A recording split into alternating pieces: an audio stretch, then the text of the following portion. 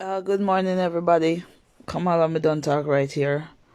I'm not sure what's going on, but just a little recap anyway in regards to Jamaica and crime and poverty on the island.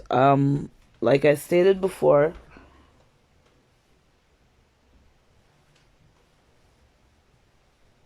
in regards to the Canadian female that got involved with a man in Jamaica, went down to Jamaica to start a business and to basically further her future, enhance her future and the future of her children, was murdered in Jamaica by the man that she made a relationship with. And a lot of times people have been one thing I noticed with us as Jamaicans, we don't like when someone speak ill of our country. We don't like when somebody speak ill of our conduct. We don't like when somebody speak ill of how we handle certain things and how we handle certain situations. We have a lot of Jamaicans who, I myself is a Jamaican, on social media right now who go around look for your little comments and your statements that you make, and because it does not fit into their belief or the belief system, they report you to social media so that the social media may block you and you can't post on social media. With that being said, I got a notification from Facebook this morning that I cannot post or comment for 24 hours because my comment was deemed to go against community protocol and community standards. Us as Jamaicans, we don't like to be criticized. We don't like when the truth is being spoken because it is not our truth. We don't like when somebody call us out on our own BS and tell us what is wrong. We as people in the diaspora who leave Jamaica and come Canada, United States and England, we have a right to work our hard-earned money. We have a right to take our money and invest it back in our country. We have a right to go home and live in a safe environment. We have that right. It is our right to do that. It is not the right of a person in Jamaica to murder you for your money. It is not their God-given right to kill you for what you work for, because they're envious of what you're working for. They're envious. They see you have your things. They don't know what you go through in Canada. They don't know what you go through in America, and they don't know what you go through in England and how many years you work and you sacrifice to build your house, to open a business, to open an establishment. And black people who are going back to Jamaica with their spouses and their children are being hunted and killed in their own home. And it's like we're not supposed to speak on it. We're not supposed to talk about it. Well, I'm going to talk about it. Secondly, Buju Banton went to prison for so many years, over 10 years, or 10 years and or 9 years or whatever, for drug trafficking, gun charge and drug trafficking charge. And Buju came back and he was welcome home as a king. And he had the big party in the stadium and everybody welcomed him with open arms and they loved him and all this thing. When Buju went back to Jamaica, he started feeding the poor people in the corporate area of downtown Kingston. Buju has been going on the streets handing out food to people who have no food, homeless people. The government of Jamaica told him that he's not allowed to give food to the homeless poor people in Jamaica. Okay? They told Buju Banton that he has to get a permit in order to issue out food to these people.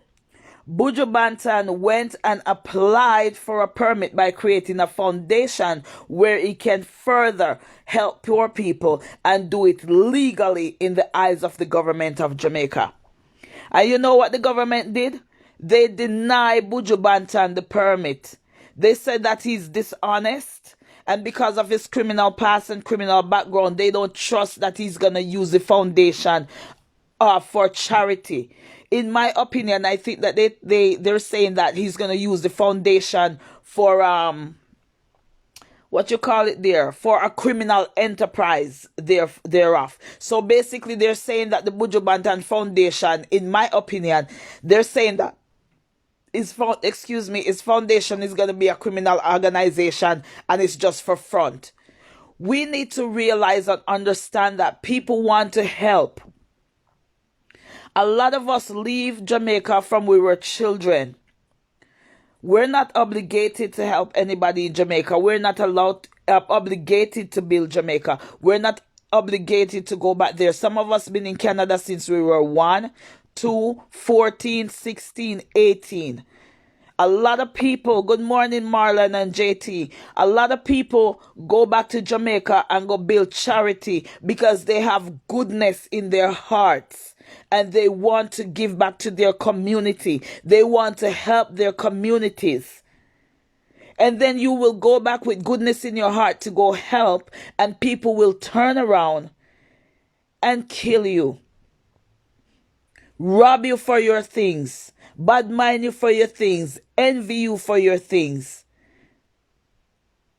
If the Jamaican government don't want people to open up charity, people who have the means, the pull, the money, the know-how to open charities and to help poor people, then the poverty is going to continue and the crime rate is going to get higher and it's never going to stop. You know, I went on I think Jamaica Star Observer, and I made a comment in regards to the Canadian government need to put out a warning and tell Canadians not to go to Jamaica at this time. They should put out a warning and tell us not to go to Jamaica at this time, because you go to Jamaica and if you're not a tourist and you're not staying in a resort or a tourist area which is highly guarded and secured, you're putting your life at risk. You're putting yourself in danger. This Canadian woman from Markham, Ontario, went to Jamaica to meet someone who she thought was her lover, who she thought she could have trusted, and this guy murdered her and left her body to decompose in the suite or the apartment that she was renting in Jamaica, and went on his merry day, still operating taxi and still driving around as if he did nothing wrong. We're not obligated as people who have left Jamaica to continue to invest and putting our lives at risk.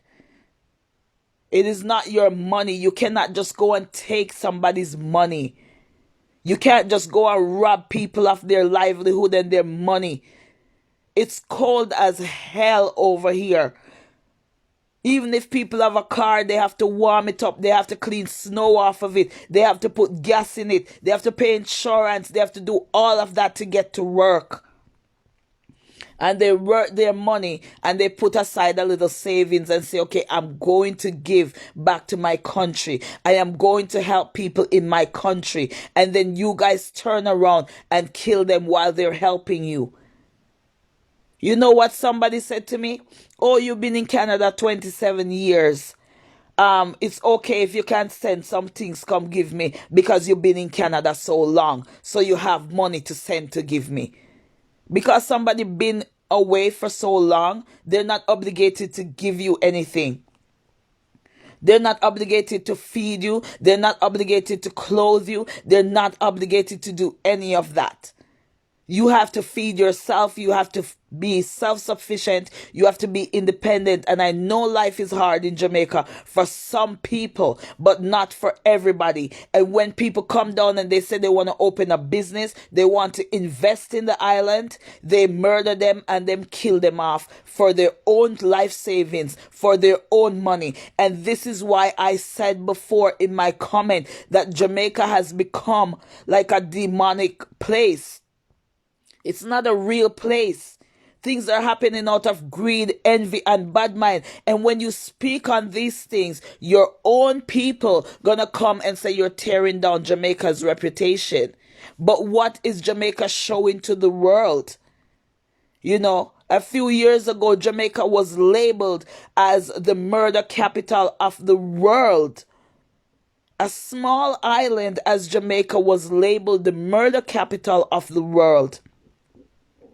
There are murders in the United States, murders in Canada, murders in England, but not as much as it is on that small island called Jamaica. For no apparent reason whatsoever. All because you want what someone have. Because you see someone with something and you think that you should have it. You know, look at the housekeeper's son who murdered the white lady and her husband from England and was using their credit cards and shopping and keeping parties and using the people their money, and he killed them. And still walking around like he did not murder them and took their things. I don't know if it's entitlement syndrome, bad mindism, or some kind of demonic or some kind of mental illness, or they're taking some form of drugs, crack cocaine or heroin, but something is seriously wrong. I am not gonna hide and talk and hold my mouth down on the ground and talk. I am afraid to go back to Jamaica to mingle with regular citizens of Jamaica. Going to Jamaica requires that I stay at a resort in a gated, locked up community away from regular people and regular citizens because I am afraid. No disrespect, it's the truth. Going to Jamaica, staying on the resort, and not leaving the resort. This is the way it has become in order for people to go and enjoy Jamaica. You can't even go and enjoy the real Jamaica because you're afraid. And I am afraid to go back to Jamaica to enjoy the real Jamaica with regular people and regular citizens. I am. And I'll tell you that truth. And for those of you who are down there and doing charity, I pray that God cover you guys and keep you guys safe. Keep you safe. And you know what? When these people hurt people who are trying to help them, then people come on social media and talk about, oh, they were involved in drugs. Oh, they were involved in something. Look at those missionaries that was murdered who were building houses for poor people in Jamaica, and they murdered them down there. And the whole of social media said, oh, it was drug related. They were involved in drugs. They were selling drugs, and we don't know why. We don't know what happened. We have no idea why. We have no idea why it happened. But they always want what everybody else have. And one thing I can say that Jamaicans have learned when we come to Canada, we've learned to be more empathetic towards other people. We have learned to put ourselves in other people's shoe. It's not a dog eat dog world. You know what I'm saying? It's not every man for themselves. We've learned to give back. We have learned to be kinder. But for some people in Jamaica, they will not learn that because they have this, as Marlon says, entitlement syndrome, and they think that everyone is supposed to give to them. The Jamaican government have turned away donations from people overseas who wants to donate. I understand that a lot of things are happening and people are sending guns and drugs in the barrels and the crates and the containers that they're shipping over there to Jamaica.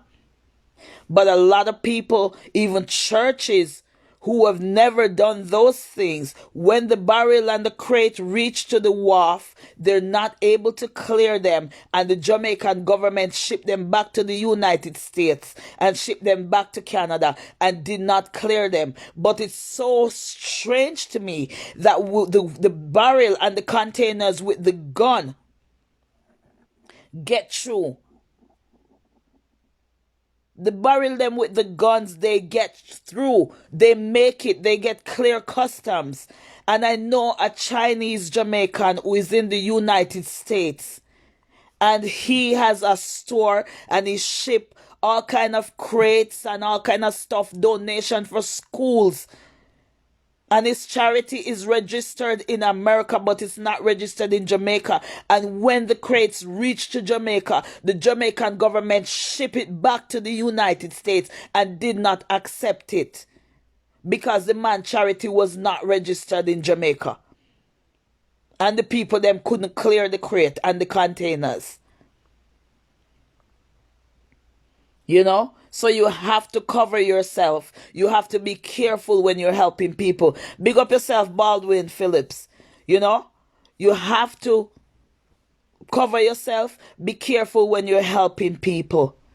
Be careful, be careful, be careful. Because they themselves will tear you down. They themselves will get people to hurt you because they don't want you to do what you're doing.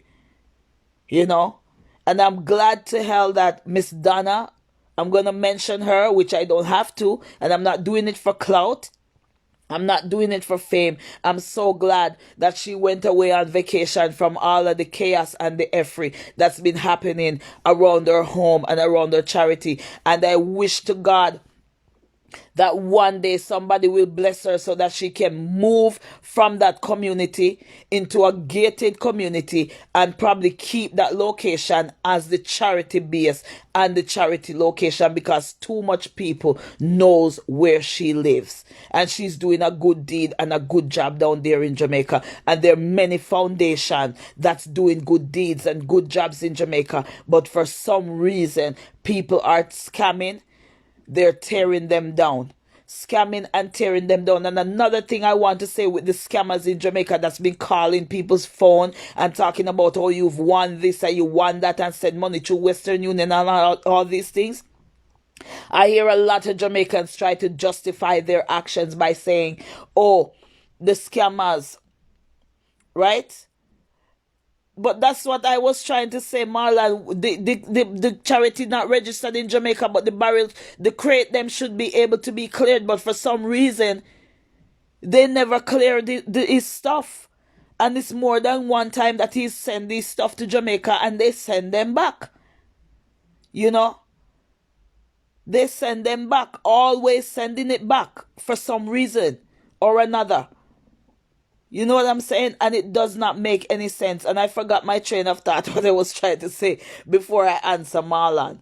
But you guys get the drift. All I'm saying is cover yourself and protect yourself. Yeah, back to the scammers them now. They're saying that the reason why they're scamming people in the United States and Canada is because, quote unquote, don't quote me on it because I'm not the one saying it, Facebook, and I'm making my disclaimer right now. I've read comments that people say, oh, white people enslave us, so there is nothing wrong with Jamaicans scamming white people in a foreign. But you have to understand that these people work hard for their money. It's their life savings for them to pay for nursing homes. These people did not enslave us. It's their forefathers that enslaved us. And if you're going to use your justification for scamming as slavery, then something is seriously, seriously, seriously wrong with you. And I will be one of the person to speak out against slavery, speak out against police brutality, and speak out against injustice. But when you're going to use that to go rob